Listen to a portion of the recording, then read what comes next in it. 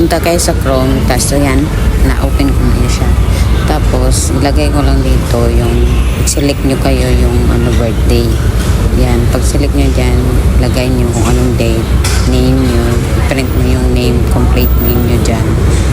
Tapos, yung yung name sa ID nyo, HKID, kasi kailangan nyo eh, kung magpapaano kayo ng kung free admission doon sa Ocean Park, kailangan full name yan.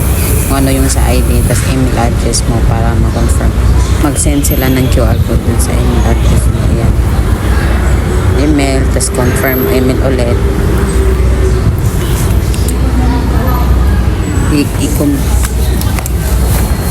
Confirm email ulit. Tapos agree.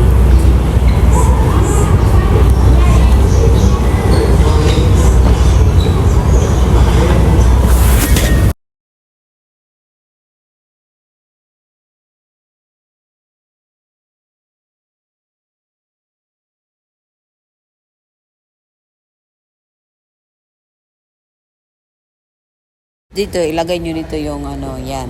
Yung may nakalagay dyan na yan. Yung tawag nyo. Dyan, basta i-copy nyo lang yan. AZEY.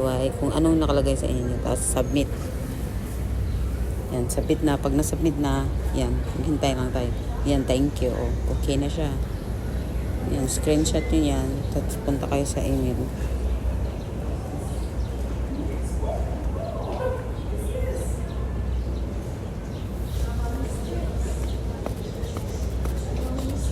Email yung may email dyan.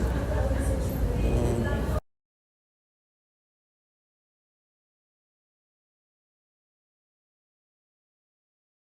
Nag-message na sila dito sa email. Yan. Pag open mo dyan, yan, open mo, tapos yan. Tungkol sa how to use. I-open mo how to use. Yan. Makikita kang QR code. Yan, yung QR code at saka yung ID mo, dalhin mo yan, pagkita mo dun. Before ka, mag-enter sa Ocean Park. Pupunta ako guys kasi pre-admission yung my birthday, tas may